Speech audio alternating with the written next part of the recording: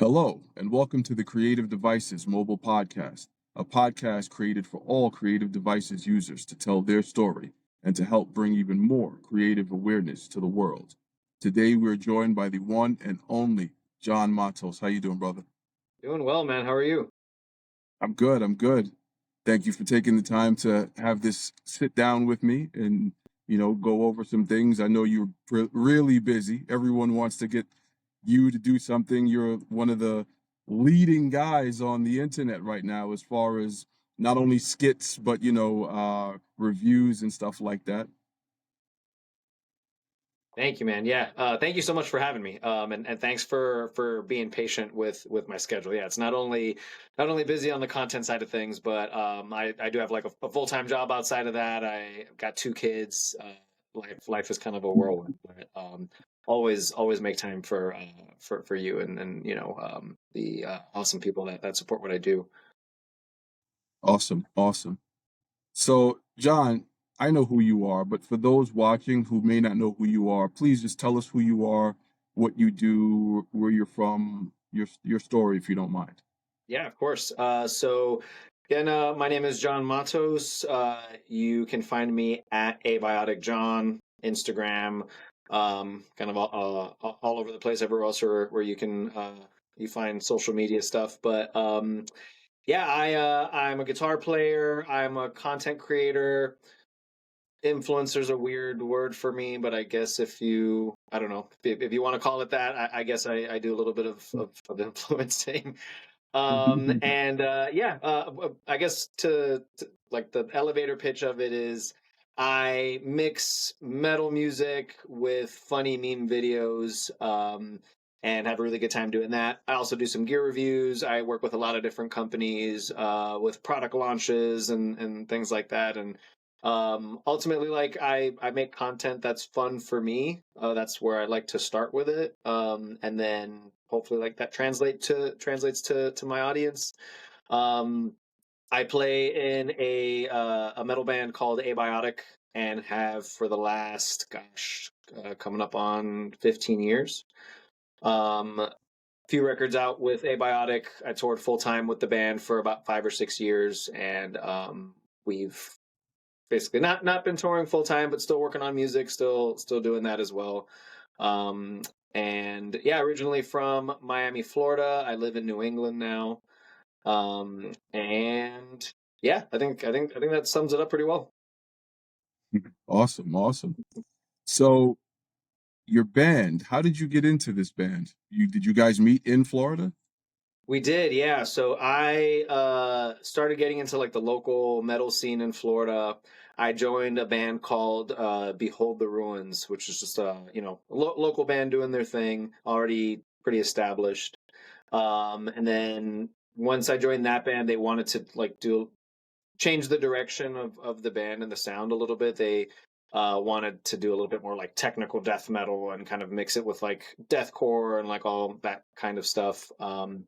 And so then we rebranded, changed the name. I chose the name Abiotic, and that's kind of how the band spawned. Really early on, we had a little bit of a lineup shuffle, and then that lineup was the first like OG lineup of Abiotic, and we hit the local scene pretty hard. Played a ton of local shows. Put out a music video for our song Vermo Sapien, and like 2 or 3 months after we put out that music video, Metal Blade Records reached out to us. Like I woke up one Saturday to an email from Metal Blade, which was like wild. Then we signed with Metal Blade and put out a couple records with them, and took a little bit of a hiatus, and then shortly after put out a third record, and um, yeah, it is a wild ride. A lot of fun. Awesome. Man, I've heard a couple of your songs. They're really good, by the way. Thanks, man. Thank you. Yeah, definitely. Welcome.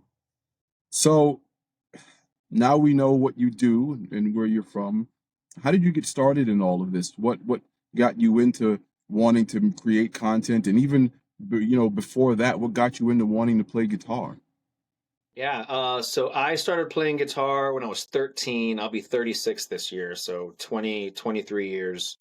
And I got into it. I made a close friend in middle school who played bass, and we'd hang out a lot, hang out at his house, and he was jamming bass. He's like, "Hey man, like you should play guitar." And I was like, "Okay, like maybe I should."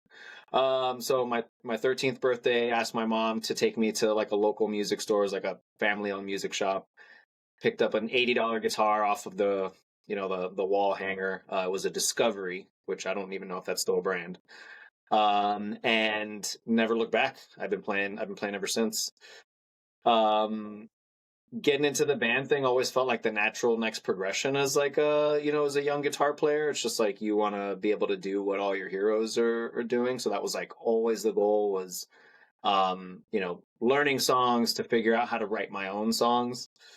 Um, Mhm. and yeah, got really lucky with the group of guys that I met when I started like really wanting to take it seriously.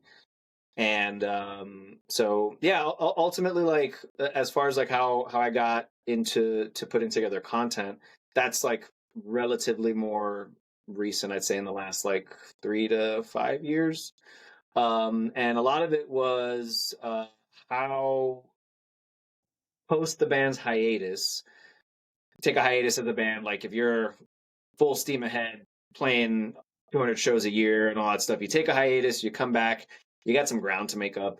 So I was just thinking, how do I get in people's faces and point them back to the band? That's like really how this all started. It was like, how do I build myself up so I can just point people back to the band so that we can get back into doing the thing.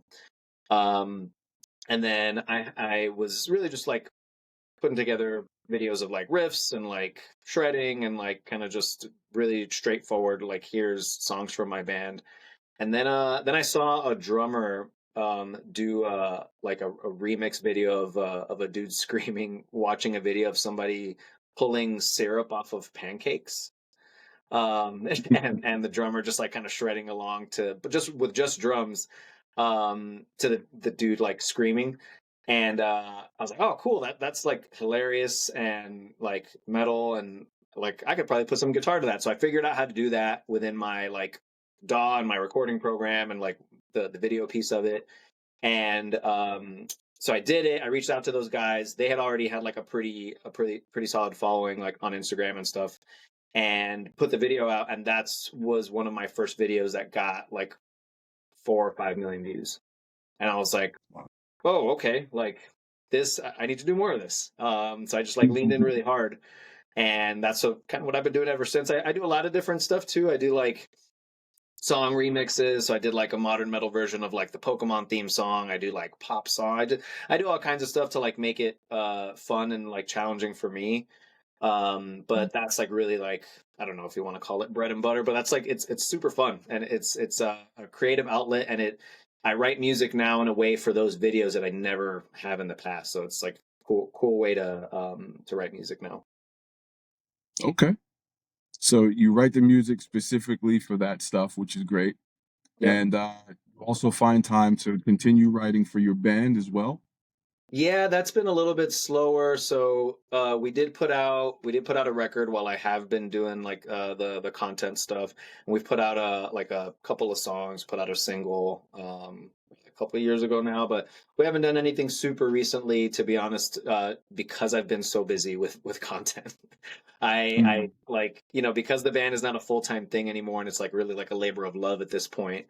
Um as a creator, like as a, I don't know, a business person, whatever, I've got to think about like what is the best return on my time investment. And like that's, Mhm. content has just been that for the last like in the last couple of years is where it's really taken off. Okay. Awesome. Awesome. Well, obviously, things are much different now than they were before Yeah. when you started learning how to use the equipment that you're using now.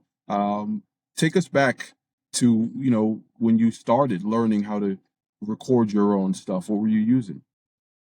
Yeah, when I first started learning how to track myself, I was using um shoot, it was like a really crappy little interface. I had a MacBook Pro, like an old MacBook Pro, and I was using Ableton for a DAW and just like some crappy PreSonus monitors. And then luckily I had my Kemper amp profiler from my touring days. So I learned how to track myself probably later, definitely later than I would have liked to, but later than I think most people in what I do, even in the touring world, do. Um, and it's a game changer. Like if you are watching this and you're like on the fence about like learning how to track yourself, or like you're watching this and you're primarily a gamer and that's what you use your computer for, but you're like, oh, I really want to get into music, um just do it. It's there's a barrier of entry, there's a little bit of a learning curve. Once you get past the learning curve as a musician, it's just like there's nothing compares to be able to like record and then listen back to yourself as a listener.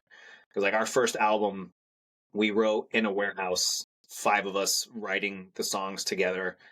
And then if we came up with a new part, it was like, here, I came up with a new part. Now let's play through it together in the song so we can figure out if it works in the song. We never had the opportunity to like demo, then listen back, or get into a DAW and like shift things around and say, what if we just did this part in the beginning instead? Or what if we extended this part? Like the amount of time you save just in that alone, being able to record yourself and like having the right equipment to do it is like such a game changer. Yeah, I agree. It really is. Oh, that's crazy. So, how do you feel technology has, obviously, besides what you mentioned, so many things are happening now with AI and everything is so readily available. How do you think technology has made things easier, not just for you, but for anyone?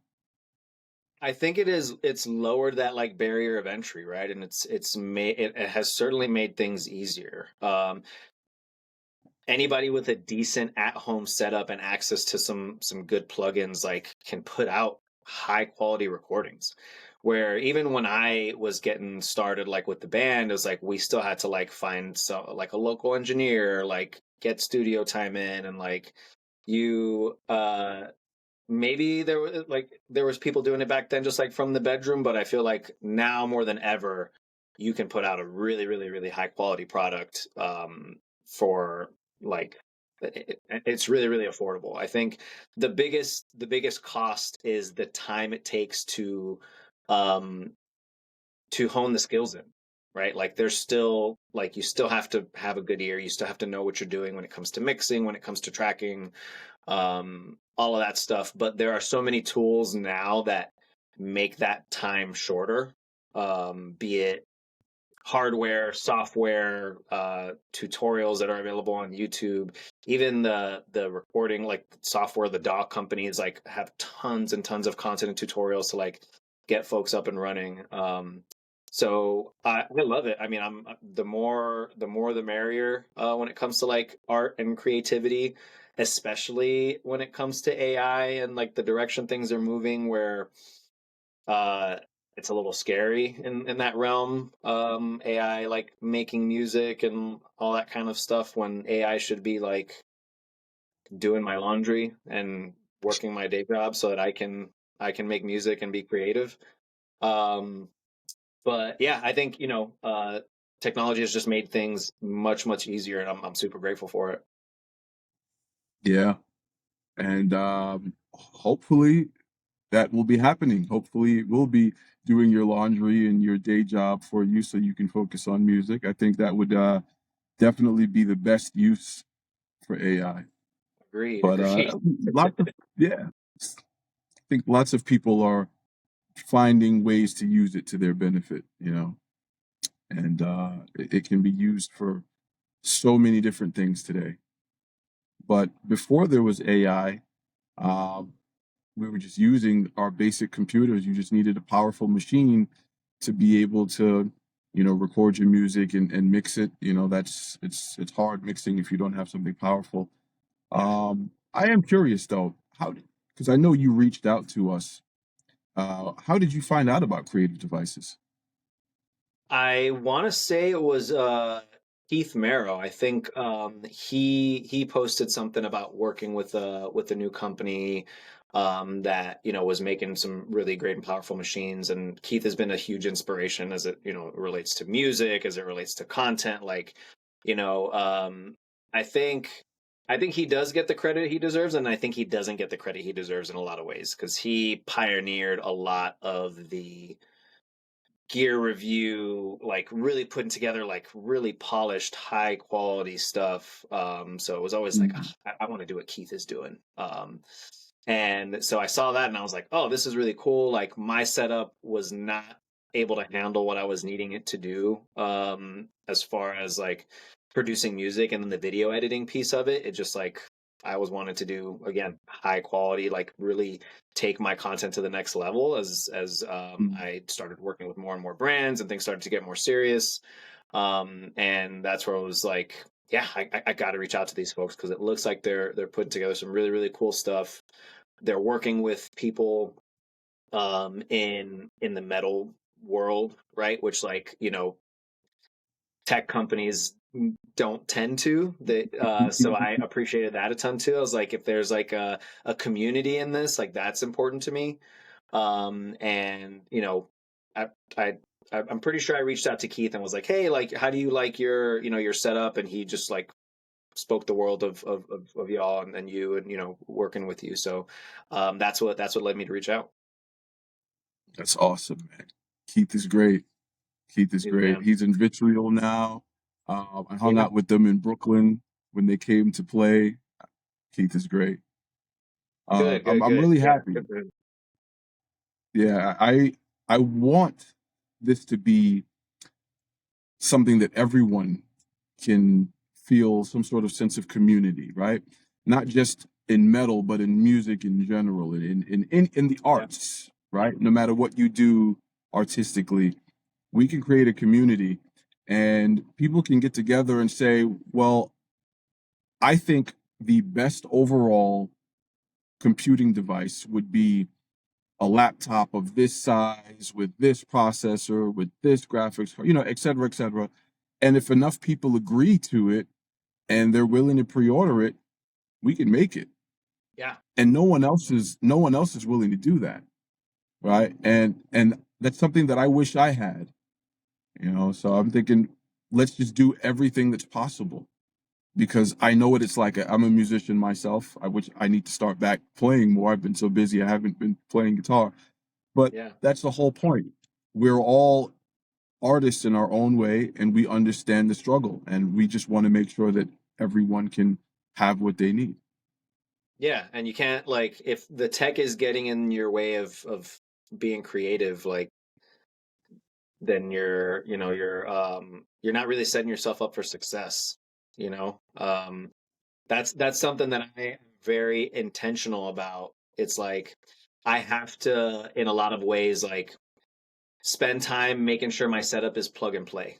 Because when I sit down to work, I have a limited amount of time to work, so I have to make sure everything's running smoothly, everything's fast, everything looks great, everything sounds great. I don't have to do a ton of troubleshooting as I'm being creative. Once you get that, you get taken out of the zone, you get taken out of like your momentum is gone when you have to start troubleshooting stuff. So that's been huge for me.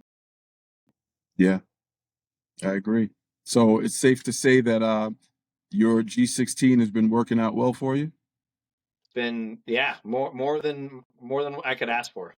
I'll be honest, and I think a lot of people will probably be able to relate to this too. But I'm not like the biggest tech guy. I'm like kind of alluded to it just now, but like I'm very much like I need to figure out what I need to do what I need to do, and then I don't want to have to think about it again. So that's like really what this has been able to do for me. It's like I know that I needed something really powerful. You helped me spec it out. You helped me say like based on what you do, this is what I think you need. I said perfect. We got it set up. We spent a little bit of time getting it set up. The big pain in the butt part is getting all of your stuff from one machine to another, and getting back in that flow. Got there pretty damn quick, and I have not needed to do anything else to it, and I can just, like I said, sit down. I feel really great about just sitting down at my desk with my setup and being able to create, and could not be more grateful to you and to Creative Devices to be able to do that. That's awesome. That's awesome. Glad we could definitely be a part of that. Well, so at this point, I hope that it's safe to assume that if someone came to you and said that they wanted something to help them get into music or video, but they didn't want to spend a whole lot of money, you'd recommend the Creative Devices computer to them, right?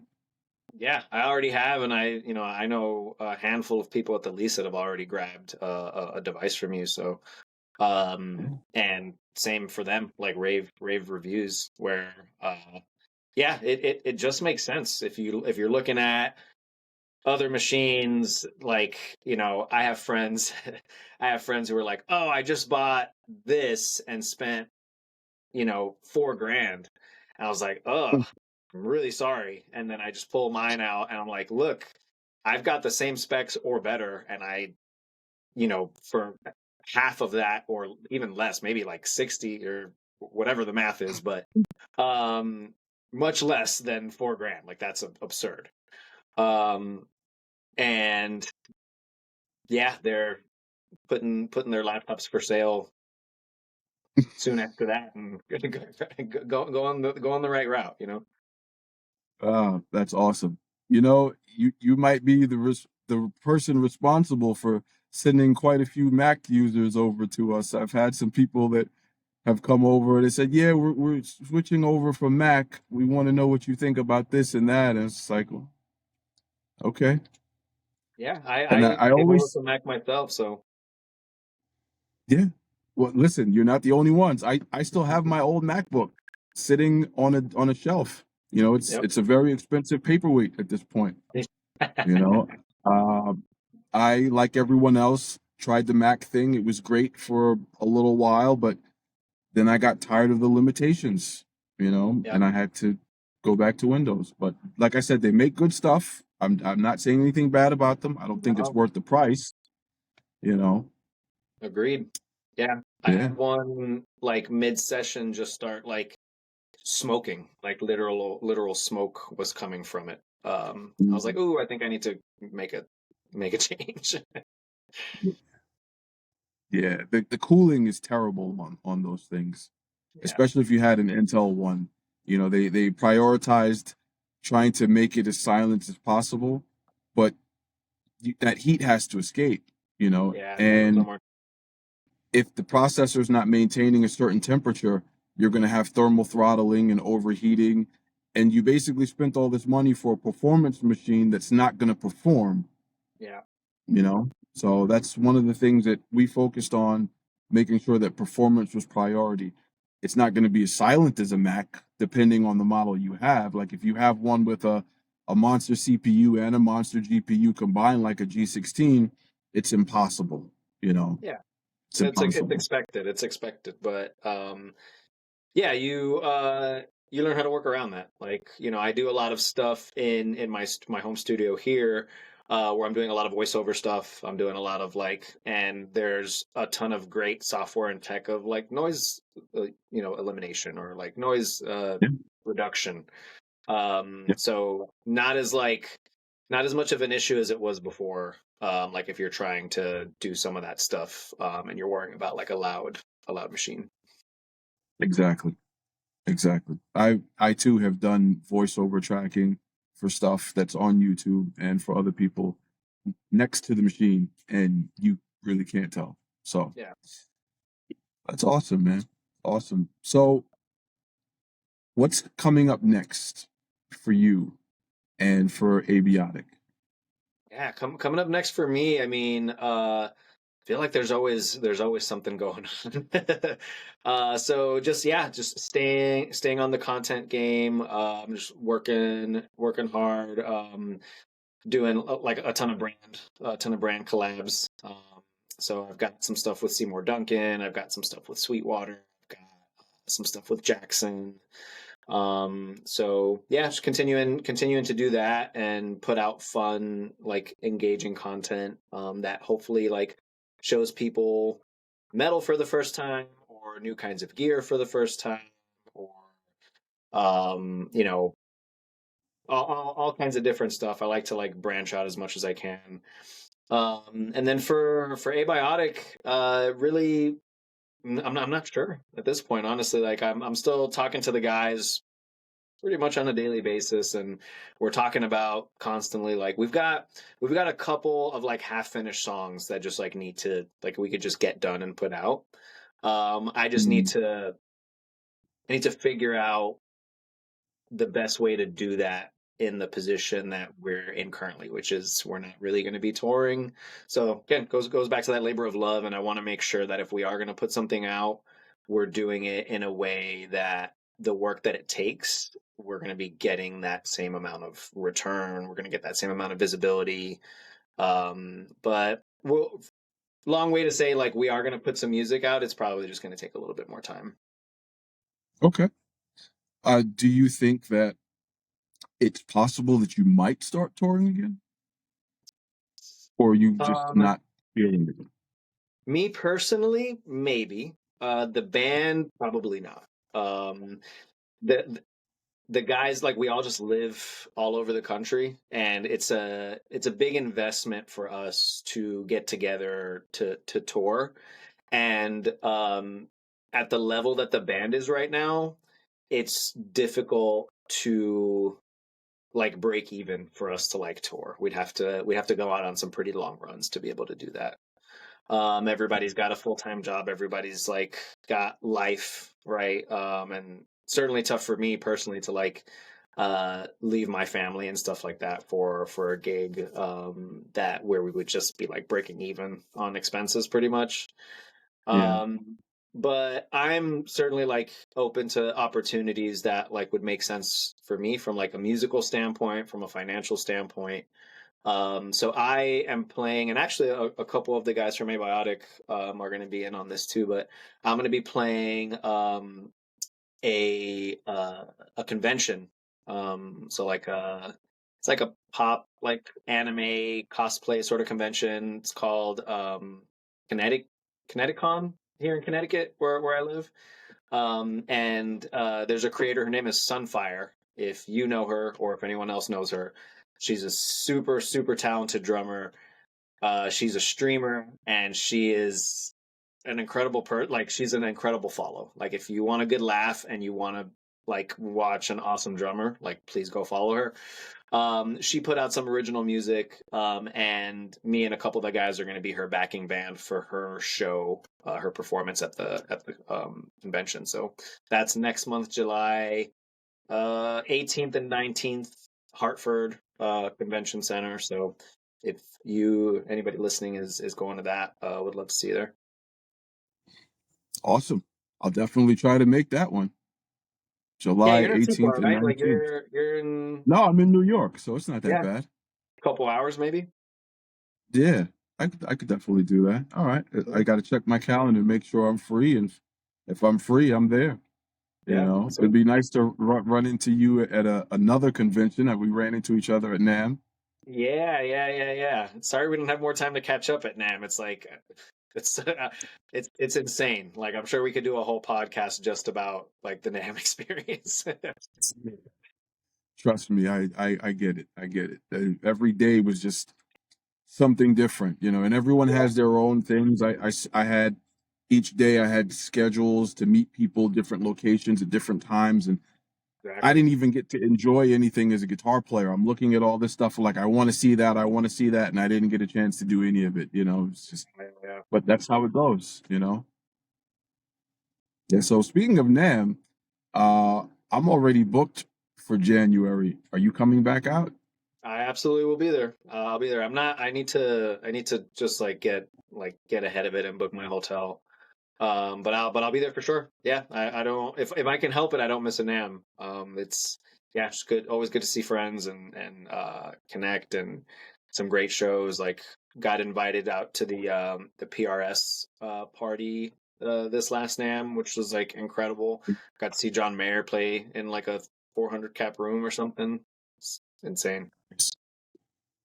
Awesome, awesome. Yeah, they put on some good events at NAM. like you said, the Yeah, PRS party, the Metal Allegiance, and all the oh, other stuff that goes on. Yeah, every year it's great, from what I yeah, hear. This was my first NAM. I have avoided NAM like the plague as a guitar player, and I yeah. was very foolish to do so, because I listened to some other people that told me nothing but horror stories about it, and I was just like, that doesn't sound like anything I'd want to do. So then I just didn't go. And after going this time, I was so disappointed that I didn't go before. Yeah, You know. yeah. If you know what you're getting into and like you set good boundaries for yourself and you because it's a lot. It's like sensory overload. It's a million different people. If you're like even remotely like in the industry, like you're seeing again everybody you're getting pulled in all kinds of different directions.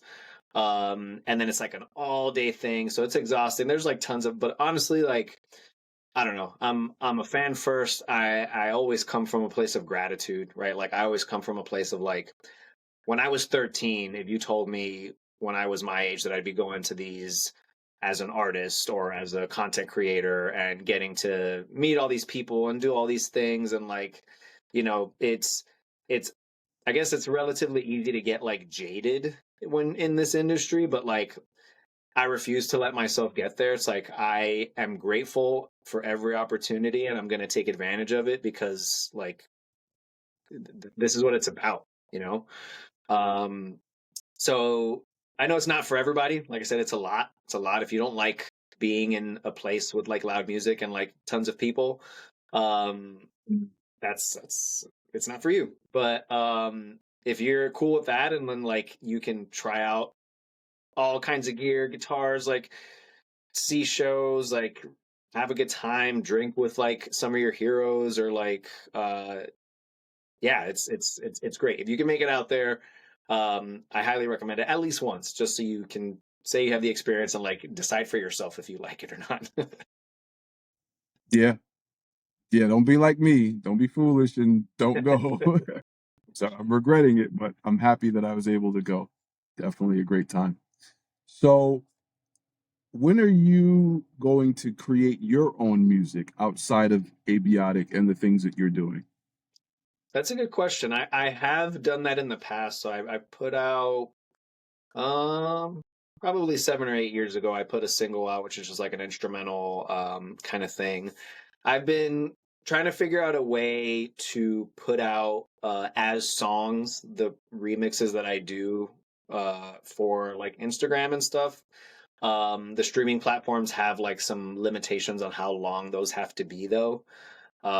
So yeah, I've been toying with it. I've been thinking about it, and I just like I always have to go back to like the time investment, and if it's not like just music that I'm putting together for videos anyway, and then packaging that into something like listenable to stream, um, then it's like, oh, do I have the time to sit and write like a records full of music?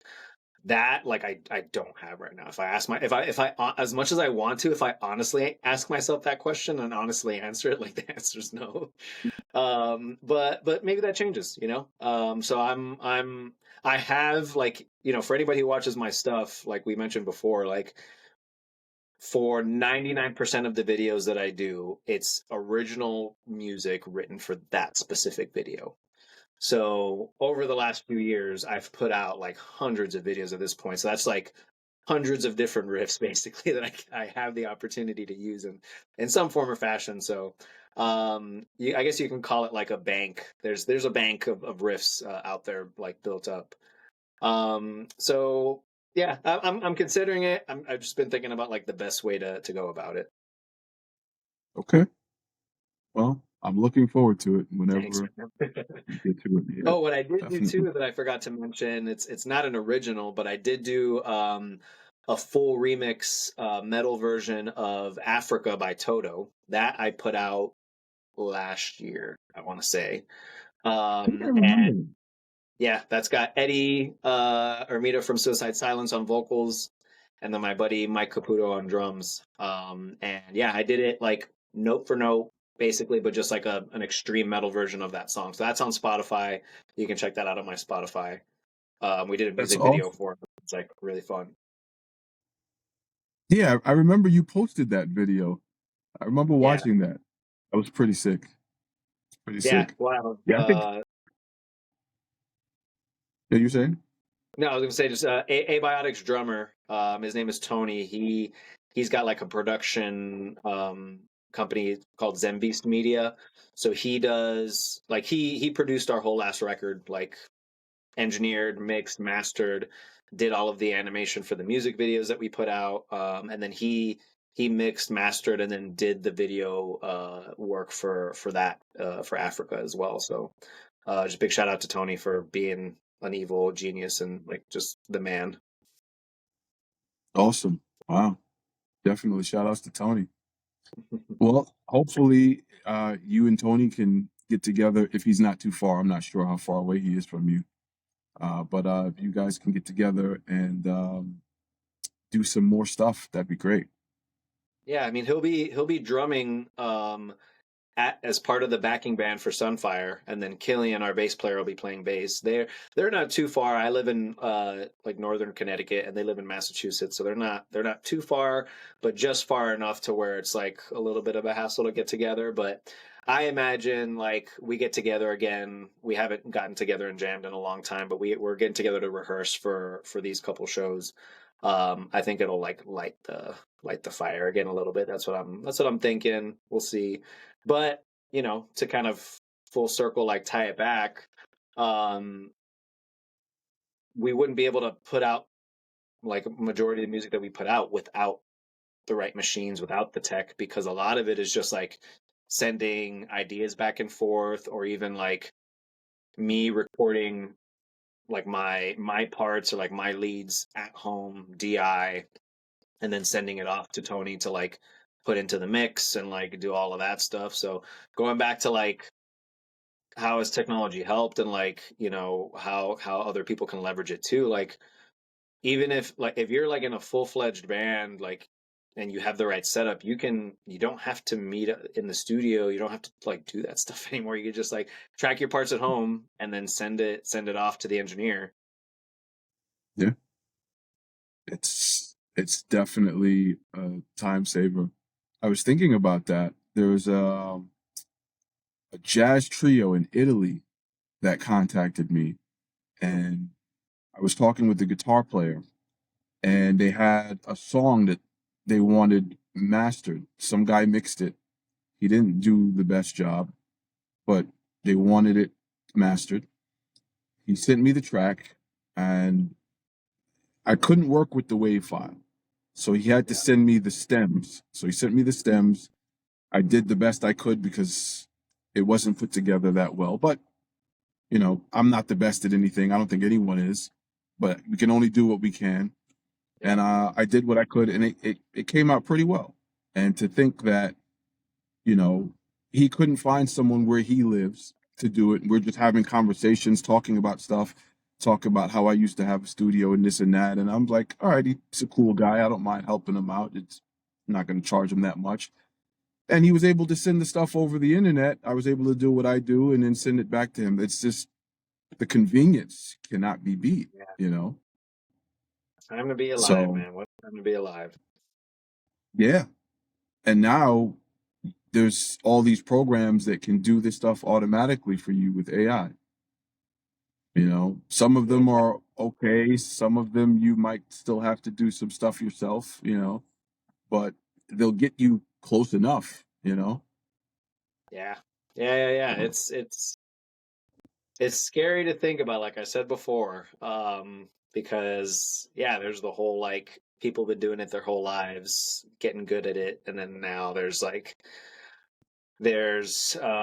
job security questions for those people. You know, so it's tough. So I think like there's there's a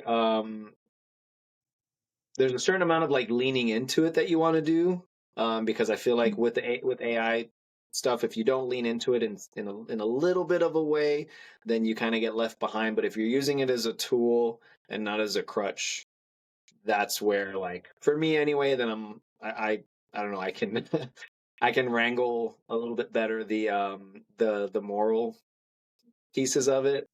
Um, but like it's so hard for me to get behind. Like, yeah, I used AI to like make my album art, or like I used AI to like mix my record, or like it's like, ugh, that's it's hard because like AI shouldn't be doing that stuff.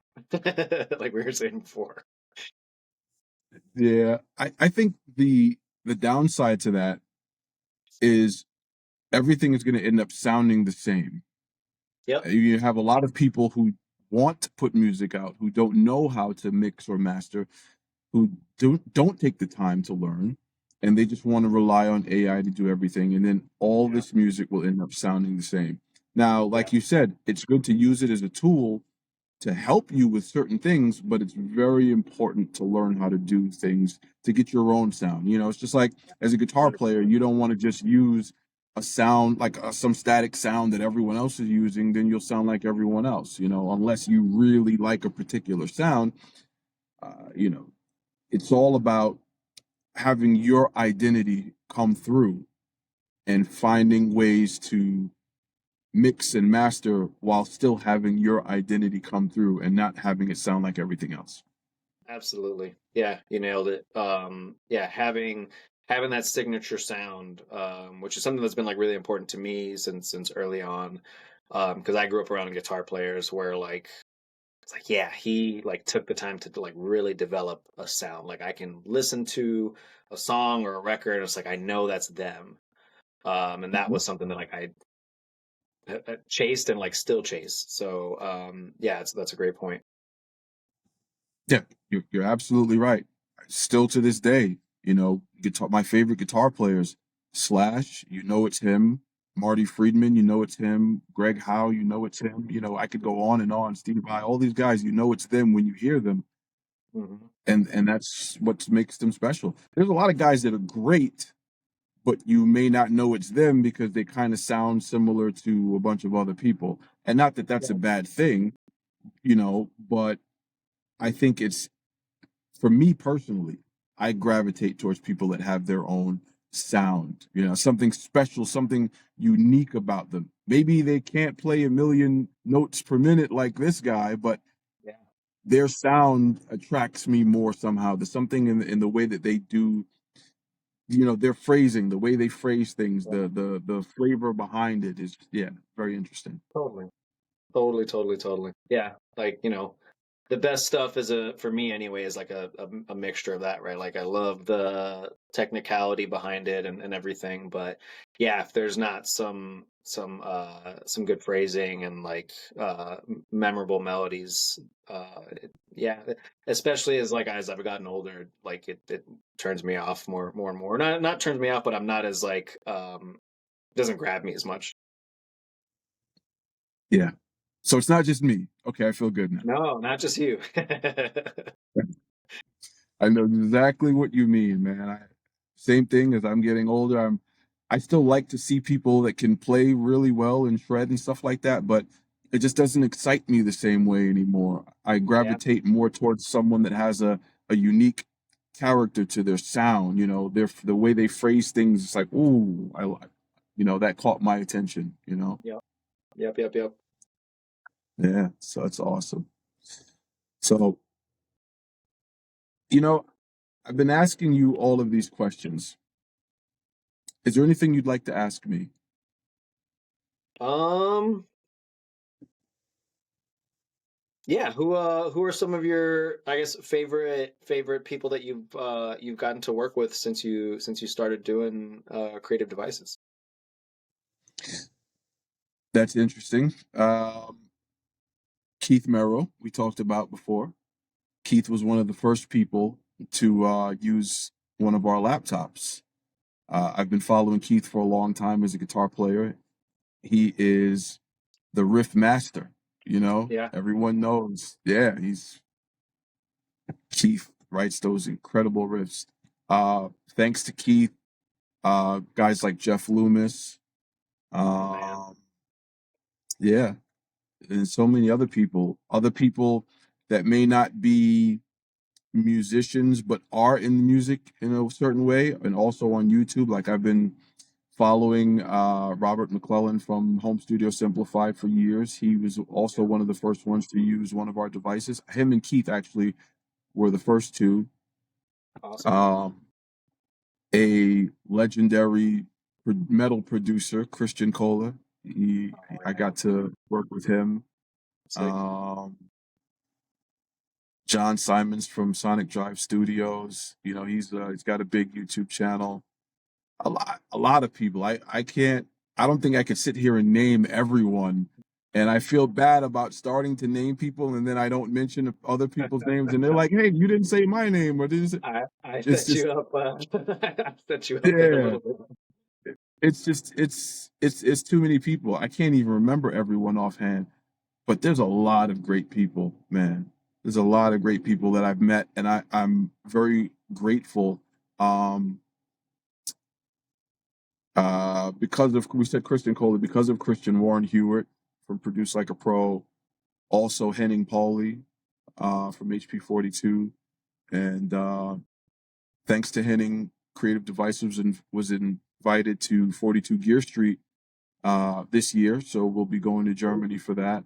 Sick. And so many other things. Like I don't want to talk about everything, but there's a lot of stuff that's happening. Yeah. But I'm very grateful.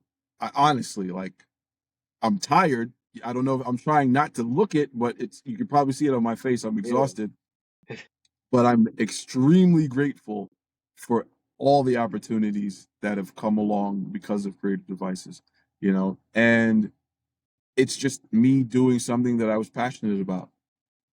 It's, you know, and all the people that I've met, like at NAMM, I've met cool people like you and other guitar players that, you know, I look up to and other people look up to. And I'm having conversations with them and they're like, "Man, you got to start playing guitar again." And everyone's telling me the same thing. You got to start playing guitar again. I'm like, I have to. I have to. You know, so hopefully I can begin that guitar journey. Every now and then I pick it up unplugged and just, you know, try to reacclimate myself to the thing. But hopefully later this year I can continue something, because when my last band broke up, people were bugging me to do music. I was like, I don't know what to do. I can't find musicians. Finding musicians isn't very easy. You know, the musician yourself, you know this. Yeah. You know, and people would, you know, say, "Well, make a solo album." It's going to be different from the other stuff that I did before. I figure if I'm going to make a solo album, I want to do something similar to what other people are doing, but different at the same time. And it's kind of hard to do. So I want to take the best of the old school and a little bit of new school, but I want to make it more accessible for more people, right? Yeah. So the last band I was in was a band called Guitars and Bandanas. It was completely different from what I used to do. It was rock meets hip hop with pop R&B vocals, right? Cool. You know Carlos Santana, Maria Maria. Yep. So the two guys that sang that song, one of those guys was our lead singer. No way. So we had that type of singing over rock music with hip hop influence. So if you saw us, we looked like we were a rap group, but we were playing rock music with a pop R&B singer.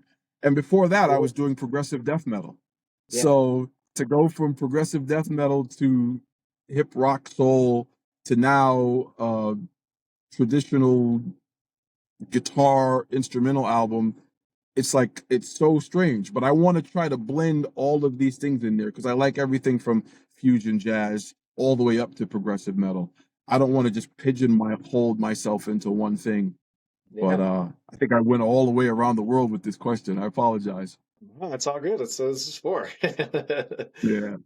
But No, that's awesome. we'll Yeah, see. yeah, and that's what's like cool about being able to do some solo stuff, is that you can experiment and you can, you know, do all kinds of different, you know, genre blending and all that kind of stuff. So Yeah. Yeah. We'll see what direction it actually takes, you know, because I have stuff that I wrote and then I just have to choose what actually fits together to put on an album, you know, because I don't want it to just be some crazy thing. Maybe I'll do something crazy for the next go around. But that was a good question, man. If you have any more, please.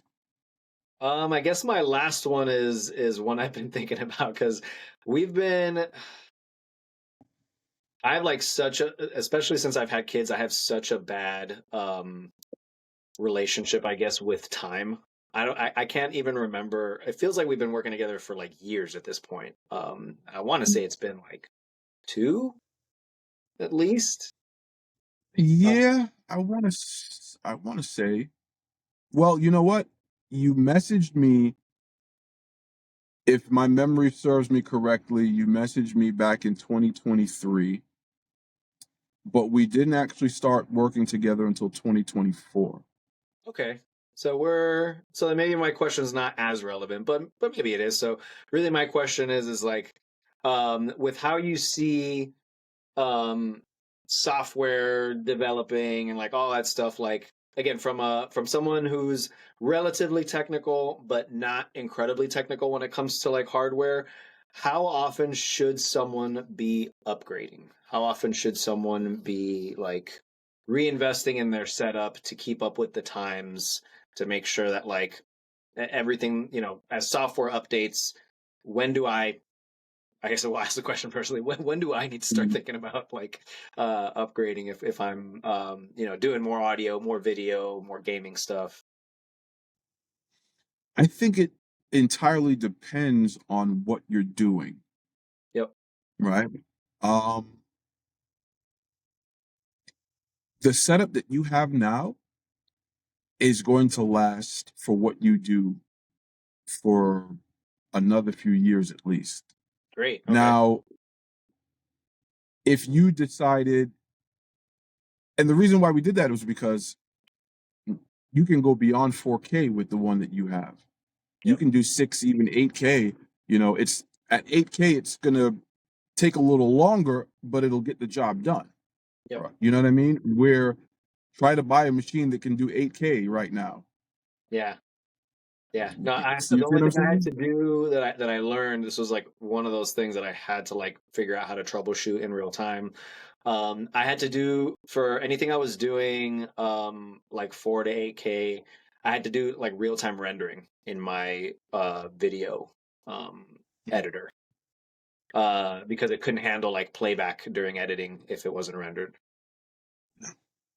which is No, yeah, it's understandable. that's it's a lot. It's a lot to Yeah, and ask that's for. just like me being naive. Like I had no idea, and I was like, "Oh, Yeah. this is," but then it's not like an issue with what I've got. It's the quality of what I'm working with, and yeah. So that was just like one thing that I noticed working with such like, and then I was like, "Is it even worth doing 8K?" And then I decided like no, so I've Mhm. stopped doing it just for the sake of time, not anything else. But Okay. Yeah, unfortunately, even if you had a more powerful graphics card that could do it a little faster, you'd still do it the same way, just yeah, because of the file size of 8K and the demand on the CPU and the GPU to be able to get that done. It's crazy. But it can definitely do 8K. It's just you're not going to do other real time stuff. No. Yeah. yep, Awesome. Well, I have one more question for you. It's something that I completely forgot about. yeah. You've done all of these product and gear reviews with all these different guitars, all these different pickups, all these different, whatever. After trying out all of these things, what is actually some of your favorites? It's a great question, and I feel like it changes often. But like some of my favorites, like companies I gotten to work with, like Music Man. So I have a Majesty 8 string and a Kaizen 7 string that like I absolutely love. And those are like babied instruments. Like they stay in the case. Like you see, like I've got stuff like on this rack and like on some other, but like those are ones that like I keep pristine. They stay in a case. Like I take them out every so often. Um, So those I've gotten to work with Neumann and Sennheiser, and like they put out some of my favorite stuff too. Like I've got a Neumann MT48 interface, which is super sick, and then I've got some KH122s from Neumann as well. So like my like monitor and interface setup, like I absolutely love, and I've been using it for like a couple years now, and I love it. Um, Neural, like Neural DSP, obviously like puts out some of the most incredible stuff. Plugins. I have a Quad Cortex and a Nano Cortex, and I love them both. I just used the Nano Cortex at a work jam that I did a couple days ago, and absolutely loved it. Um, I'm just like looking around actually. Yeah, Schecter puts out awesome stuff, and is and I really loved working with Schecter. Keith, like I have, like 3 or 4 different guitars like from the Keith signature. Um, it absolutely rules. Like one of the best signatures out in my opinion. I've got a Jeff Loomis signature Jackson 7 string, which is another one of my like babies. It's got this like sandblasted finish, so it's like great. Like you can see the grain. It's super sick. So yeah, those are a few that like I've really loved. I could probably go on, but yeah, those are some of the ones I love so far. Awesome. So, final question. After trying all of this gear, if you had to choose what's the best for you, or if you had to create a signature model, what would you want in it, spec wise? Ooh. Which Um, company, which specs, stuff like that. Boy, that one's tough. Hmm. It would probably be hard to say which company. It would probably like be like Music Man or Schecter at this point, but I'd love a I've lobbied for this a couple of times, but Mhm. an H. I want an H string with a trim, so with like a Floyd. Mm. I do have an H string with a Floyd. It's an ESP. It's Javier Reyes from Animals. It's his signature. But that one is like a Strat, and it's only got 22 frets. So I want something like, while I love that guitar, it's like very classy looking. I want something a little more aggressive looking. And an H string with a Floyd. Probably with some Fishmans. I'm a sucker for a bird's eye maple board, preferably roasted. Um, yeah, and then so I'd say probably like available in 7 and 8 because that's like mainly what I'm playing these days. But yeah, you don't see a lot of H string trems out there, so like that's one thing that like I really want. Like that would Yeah. be my dream, is to put out a signature and have it be an English drum. Yeah, Floyd Rose does have an 8 string Yeah, in their original styling.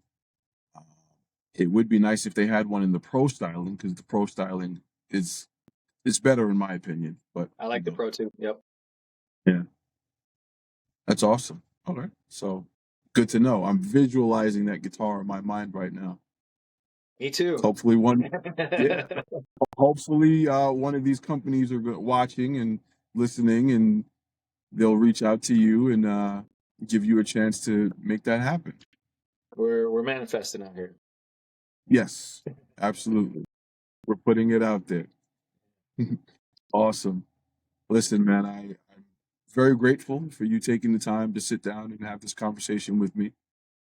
And I had fun. I learned a lot about you and what you do and all the stuff that you have and your style of guitar now. And I'm definitely going to try to make it next month to that anime con. Oh yeah, man. Yeah, thank you again so much for having me. Please come out to the con. Let me know. Let me know if you're going to make it out. Yeah. And yeah, anybody that's on the fence about getting a Creative Devices laptop, like just just do it. Like, if you're in the market, you're not going to get anything better for your money. And, I might be biased, but if you're interested in anything that I do, it's what powers what I do. So, it's a no-brainer. And he does great stuff. So if Thank it you. can handle what he does, it can handle what you do. Oh, yeah. Thanks again, man. Thank you. All right. I'll talk to you later. See you, man.